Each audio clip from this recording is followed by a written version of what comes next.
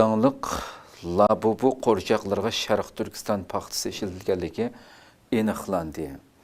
Albatta, qadrli ko'ruvchilarimiz, vatanimizdagi chiqayotgan son-sanoqsiz boyliqlarni bir tarafga qo'yib turaylik. Xitoyningki qilayotgan bu bulanchilik tajovuzchilik. Paxta masalasi yillardan buyon nurg'un nufuzli organlar tarafidan bu yerda ham majburiy bir tarafdan majburiy ishlatilgan xalqimizningki ta shu o'tir maktab bolalaridan tortib yoshlar, qiyralar hammasini majburiy emgak bilan paxta targ'izish. Bu yerda xalqni qiynab bir tarafdan buni qilayotgan bo'lsa, yana bu yerdan chiqayotgan son-sanoqsiz paxtalar orqali dunyoda shu Sharq Turkiston xalqining qiyni badaliga bostirishları badali kelayotgan paxta masalasi yillardan buyon kun tartibdagi masala. Bu albatta bu qatim aniqlangan intayin muhim bir xabar masala bu. Xitoy shirkati ishlab chiqargan Labubu qo'rchoqlarga qonga bo'yalgan Sharq Turkiston paxtasi ishlatilganligi rasmiy aniqlandi. Butun dunyoda alohida qarshilikka erishgan bu qo'rchoqlarning Uyg'ur majburiy amkiga chetishlik bo'lishi kuchlik diqqat qo'zg'adi. Labubu qo'rchoqlari Xitoy shirkati Pop Martning mahsuloti bo'lib, yaqinqi yillar mobaynida mazkur qo'rchoqlarning butun dunyo miqyosida bozorga chiqishi Pop Martni dağlıq markaga aylantirgan bir vaziyatda albatta bu mana shu şekilde. Labubu qo'rchoqlari Xitoy shirkati bu halbuki dağlıq markaga aylantirgan bu Pop Martni. Halbuki New York vaqtgesining maxsus tekshirib aniqlashi natijasida avrishki qo'rchoqlarning ko'pinchisiga Sharq Turkiston paxtasi ishlatilganligi ma'lum bo'lgan. Mazkur tekshirish bultur Uyg'ur hareket tashkilotining havolasi bilan boshlangan.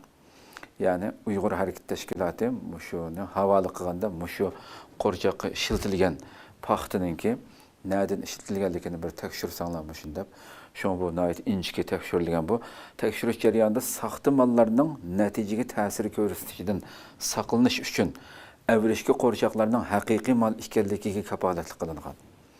Chunki Xitoyda bilamiz qo'yamdi. Rasmiy bir dağlıq dunyoga tanilgan bir marka bo'lsa, uni Xitoy aytsalam, uning saxtasini yasab boshqa bir shaklda bozorga soldi hamda o'nlagan shirkatlar.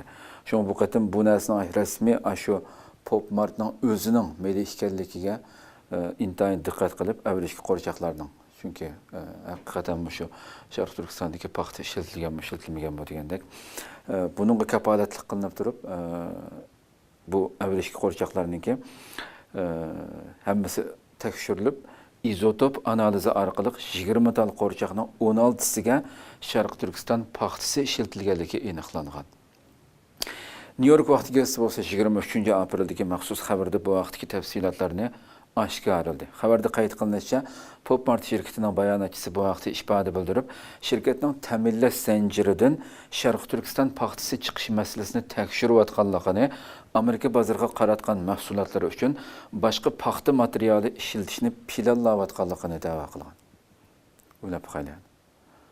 Ya'ni bu bayonotning o'zimi bir xil numussiz bir bayonotda hamda xuddi o'zi ishlatayotganlar bilmas qiyobat kirib olgan gap. Sen o'zingning bu paxtalarni nereden evatganini so'rab boqchi bilmamsan, nereden qanchalik kirib o'tadi yani. Mundal xumparlik bilan manda bayonot e'lon qilgan gapda biz tekshiryapmiz. Hatto keyindikisi texnik birinchisidan o'ta bir numussizlik hamda. Amerika bozoriga qaratgan mahsulotlar uchun boshqa paxta material ishlatishni planlayapmiz. Yani bu demek yani Amerika'ya satılan benim ayağda ceza boğallık için ben o Sharq Turkiston qul amgiga ishlatilgandan sana ishlatmay, boshqasiga bu qul amgiga bu Sharq Turkiston xalqining nemisi qandaq dafsanda qilingan bo'lsa chatqim yo'q. U insoniy maslimi yani. Bu bayonotning o'zi bir qabohatlikda hamdi.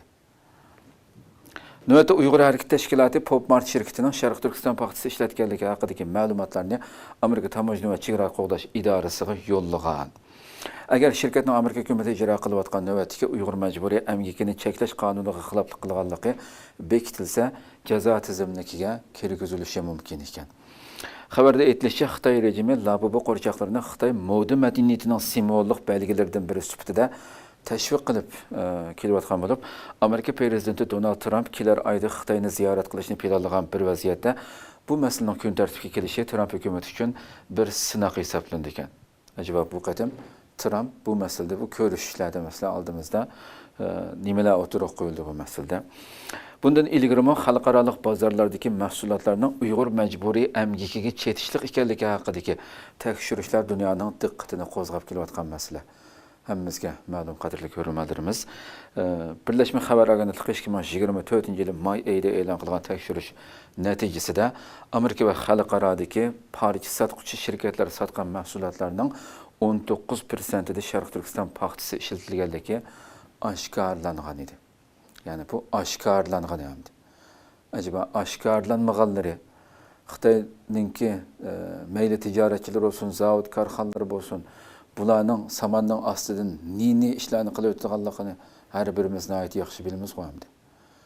Bu sonliq ma'lumotning ichiga kirganlar bu bo'lsa, buni qanchaga ko'paytirib o'ylashimiz kerak. Xitoyning tijorat sohasida qanchalik dunyoni seslayotganligini biladigan bir xalq bo'lish sifatimiz bilan. Demak, mushunda jinoyatlar davom qilyapti.